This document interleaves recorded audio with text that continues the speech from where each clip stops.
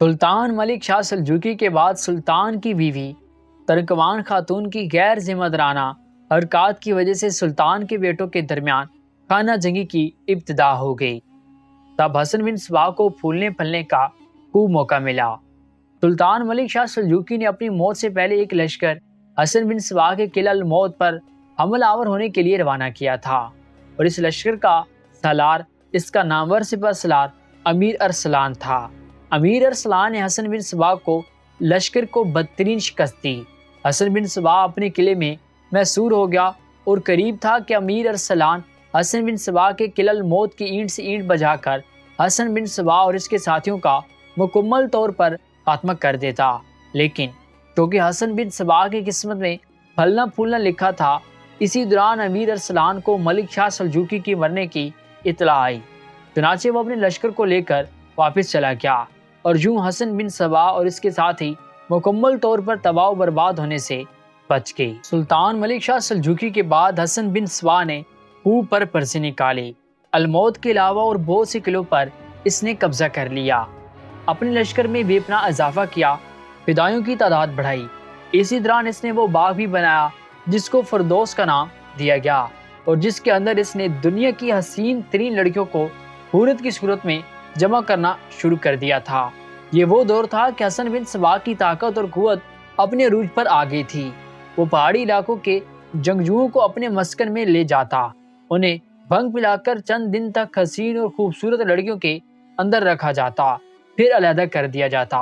اس علیحدگی کے بعد وہ کوہستانی نوجوان پھر اسی ماحول میں جانا چاہتے، اور ان کی اس خواہش سے کام لیتے ہوئے حسن بن صباح نے اپنے دشمنوں کو ان کے ہاتھوں موت کے گھاٹ اتروا دیتا تھا۔ بہرحال ملک شاہ سلجوقی کی وفات کے بعد اس کے بیٹوں کے درمیان ہونے والی خانہ جنگت سے فائدہ اٹھاتے ہوئے حسن بن صباح نے نہ صرف ان گنت قلعوں پر قبضہ کر لیا تھا، بلکہ اس نے اپنی عسکری طاقت اور قوت میں بے پناہ اضافہ کر لیا تھا۔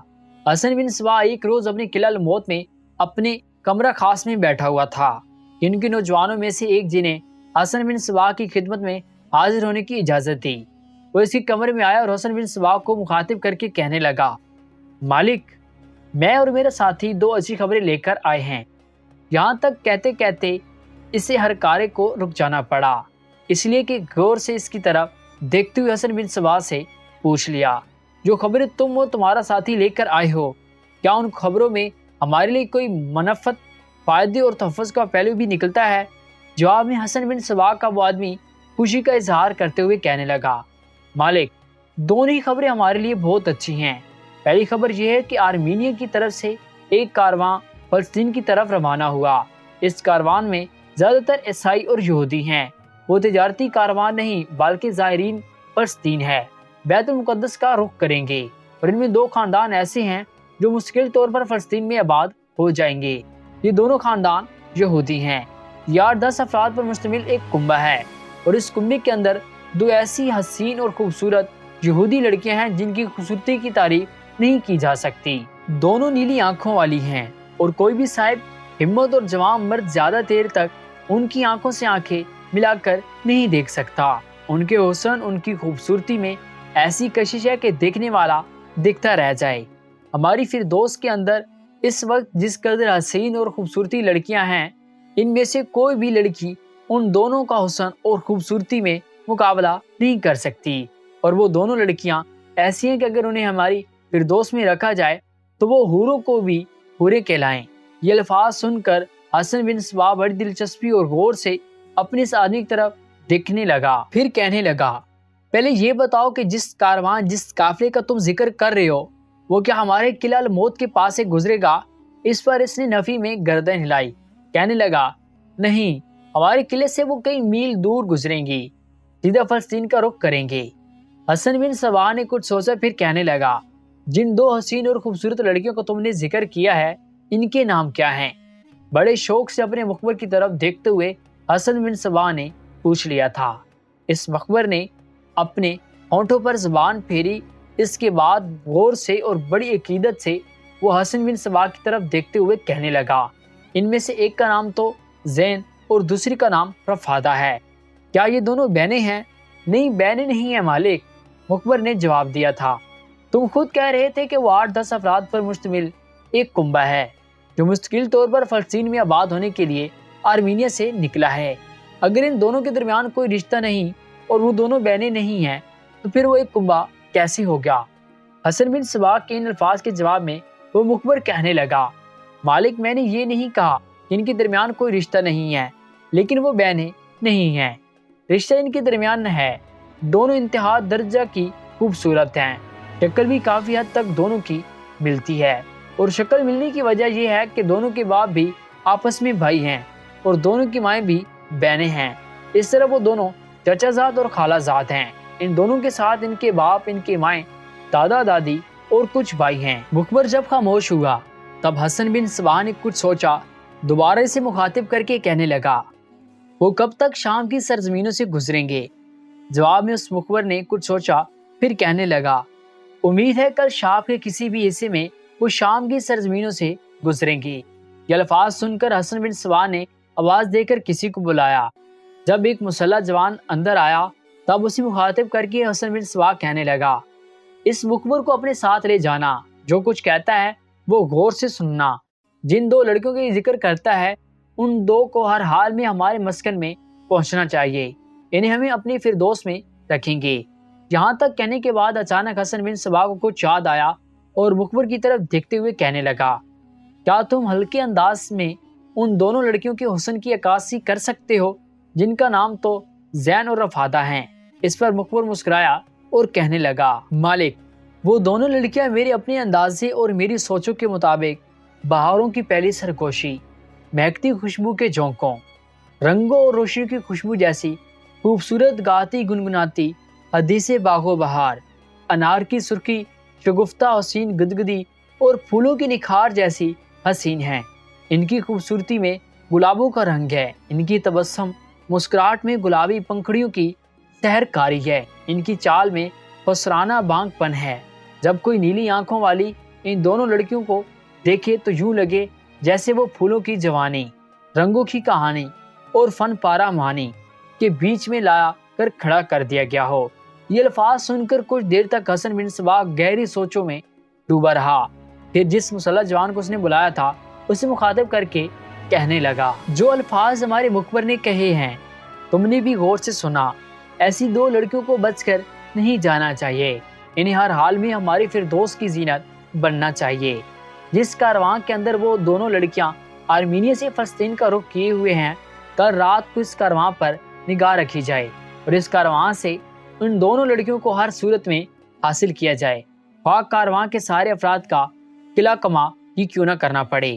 اس مقصد کے لیے آج ہی مسلح دستوں کو لے کر روانہ ہو جاؤ اور کل اپنے اس کام کی تکمیل کر کے واپس آؤ۔ میں ناکامی کا لفظ سننا پسند نہیں کروں گا۔ پرسوں صبح وہ لڑکیاں ہر صورت ہمارے قلعے کے اندر ہونی چاہیے۔ ان لڑکیوں کا فلسطین جانا یوں سمجھو کہ ایک بہت بڑا جرم ہوگا، اس لیے کہ ایسی لڑکیاں صرف ہماری فردوس کی زینت بننے کے لیے پیدا ہوتی ہیں اور انہیں ہر صورت ہماری فردوس کے اندر اس طرح برجمان ہونا چاہیے جس طرح ایک انگشتری کے اندر ایک نایاب اور بے بہا نگینہ۔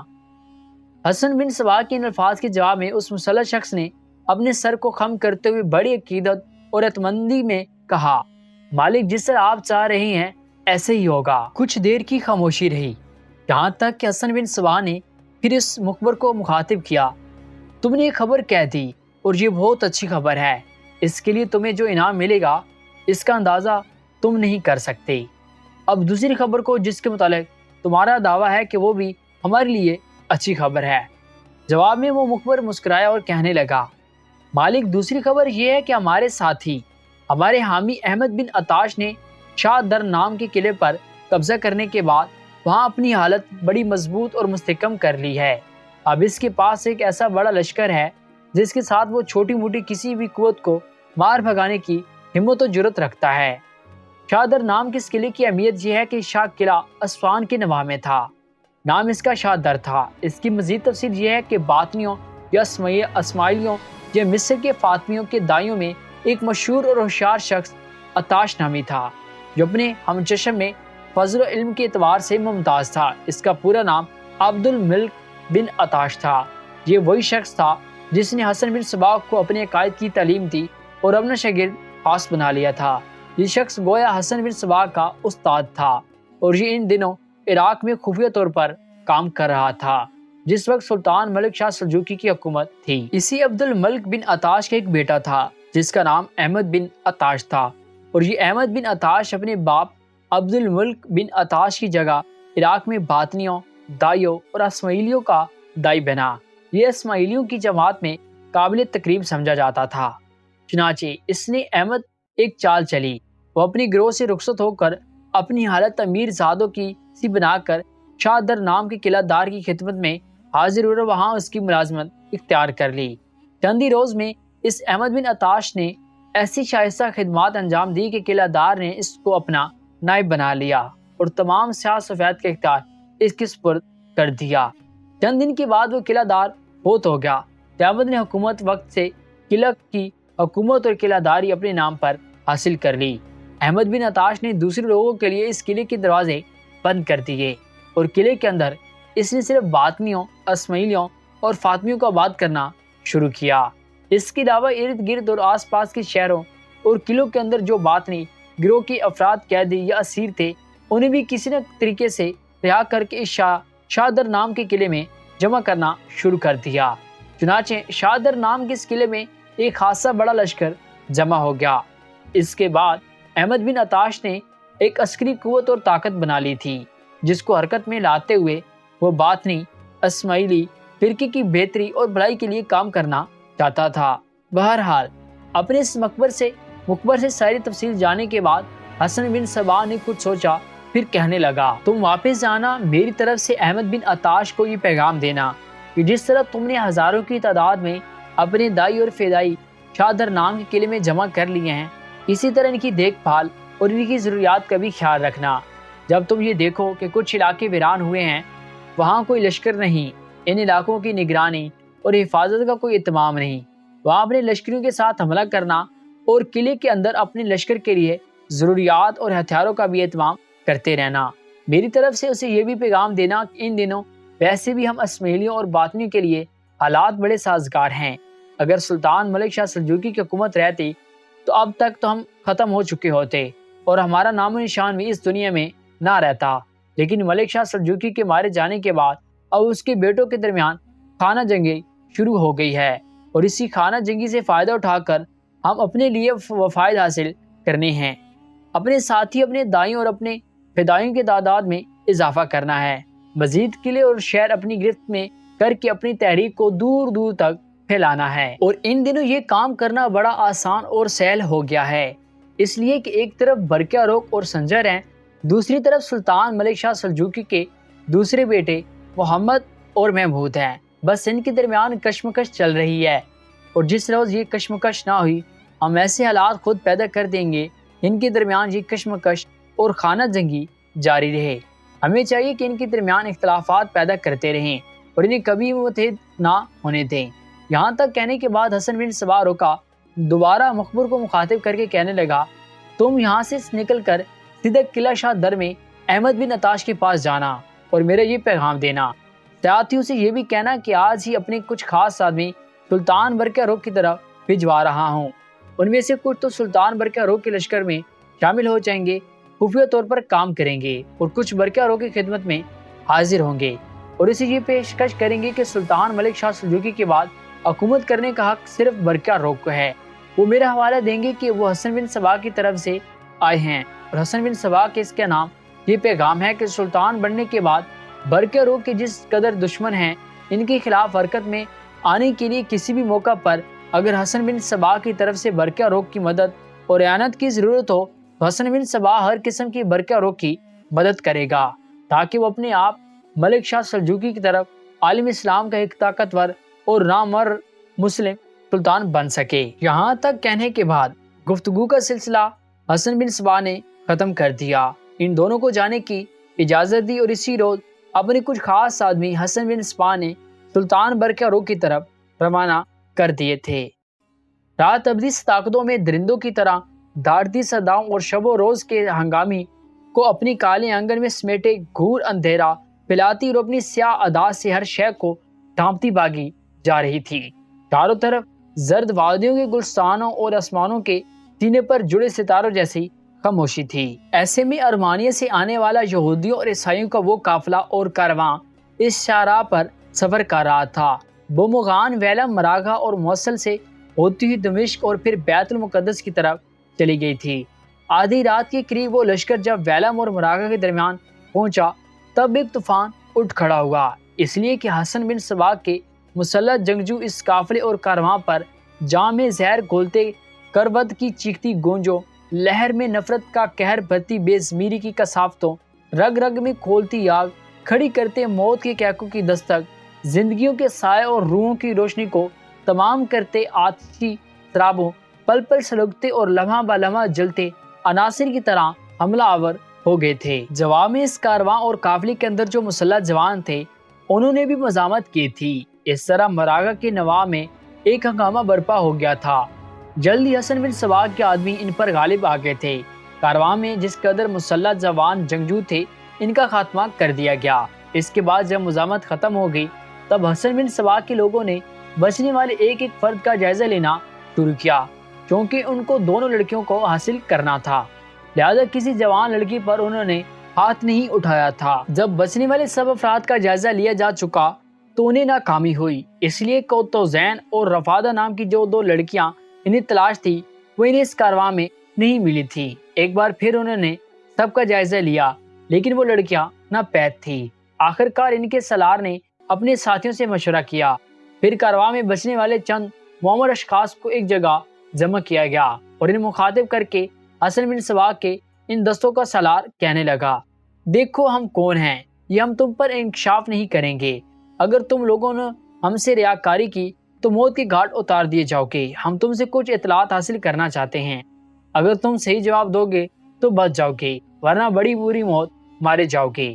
اس پر ایک بوڑھا کہنے لگا، تم لوگ کہو کیا پوچھنا چاہتے ہو، ہم جھوٹ نہیں بولیں گے۔ رہا سوال موت کا تو ہم اپنی طبی عمر گزار چکے ہیں، مار بھی دو گے تو فرق نہیں پڑے گا۔ اس پر حسن بن سباق کا سالار کہنے لگا، تمہارے کارواں میں 2 حسین لڑکیاں تھیں، ایک کا نام توزین، دوسری کا نام رفادہ ہے، ان کے اہل خانہ بھی ان کے ساتھ تھے، کیا تم بتا سکتے ہو وہ دونوں لڑکیاں کہاں ہیں؟ کیا وہ تمہارے کارواں میں شامل تھی بھی کہ نہیں؟ اس پر وہ بوڑھا کچھ دیر سوچتا رہا، شاید اس نے اندازہ لگا لیا تھا کہ وہ حسن بن سباق کے آدمی ہیں، لہٰذا کہنے لگا، جیسا کہ تم سے وعدہ ہو چکا ہے کہ ہم جھوٹ نہیں بولیں گے، تو زین اور رفادہ نام کی لڑکیاں ہماری کارواں میں تھیں، جس وقت تم ہم پر حملہ آور ہوئے اس وقت وہ بھی کارواں میں تھی، اب پتہ نہیں کہ وہ ماری جا چکی ہیں یا کہاں گئی ہیں، یہ حقیقت اور سچ ہے جو تم سے کہہ دیا ہے۔ اس پر کارواں کے کچھ لوگوں کے ساتھ لے کر حسن بن سباق کے آدمیوں نے مشنوں کی روشنی میں ایک ایک لاش کا جائزہ لیا۔ جب مرے والے میں بھی توزین اور رفادہ نہ ملی تب وہ پریشان ہو گئے۔ اسے سالار نے پھر کارواں کے ایک شخص سے سوال کیا، کیا تم بتا سکتے کہ وہ لڑکیاں کہاں گئی؟ اس پر وہ شخص قسم اٹھا کر کہنے لگا، جس وقت تم حملہ آور ہوئے وہ لڑکیاں ہمارے کارواں میں موجود تھیں، وہ دونوں انتہا درجے کی خوبصورت اور اعلیٰ اخلاق و کردار کی مالک ہیں، اب وہ کہاں گئی ہیں؟ رات کی تاریکی میں جب تمہیں خبر نہیں ہوئی تو ہم کیا جانیں وہ کدھر گئی ہیں؟ حسن بن سباق کے آدمیوں نے کارواں کے لوگوں کو ان کی حال پر چھوڑا، پھر وہ ان لڑکیوں کی تلاش کرنے لگے، ادھر ادھر گھوڑے دوڑائے، صبح تک وہ انہیں تلاش کرنے کی کوشش کرتے رہے، یہاں تک کہ ناکام رہے۔ جب سورج طلوع ہو گیا تب وہ پھر اسی جگہ آن جمع ہوئے جہاں وہ کارواں پر حملہ آور ہوئے تھے۔ دن کی روشنی میں بھی لاشوں کا جائزہ لیا لیکن ان لڑکیوں کی لاشیں مرنے والوں میں نہیں تھی۔ اس پر ان مسلح جوانوں میں سے ایک اپنے سالار کو مخاطب کر کے کہنے لگا، مالک کا حکم تھا کہ اگر تم ناکام آؤ گے تو اس سے آگے وہ کچھ نہ کہہ سکا، خاموش ہو گیا۔ یہ الفاظ سن کر حسن بن سباق کے سالار کا رنگ پیلا ہو گیا تھا، اپنی پیٹی کی طرف ہاتھ لے گیا، خنجر نکالا اور خنجر کو اپنے پیٹ میں گھونپتے ہوئے اس نے اپنا خاتمہ کر لیا تھا، اس لیے کہ وہ جانتا تھا اگر وہ ناکام سالار کی حیثیت سے حسن بن سباق کے پاس پہنچ جائے گا تو حسن بن سباق 2 کاموں میں سے ایک کام ضرور کرے گا، یا تو اسے ابلتے ہوئے پانی میں ڈال دے گا یا کھولتے ہوئے تیل میں ڈال کر بھون کر رکھ دے گا، لہٰذا اس نے خود ہی اپنا خاتمہ کر لیا تھا اور خنجر پیٹ میں گھونپ لینے کی موت یقینا ابلتے پانی اور کھولتے تیل کی موت سے زیادہ آسان اور سہل تھی۔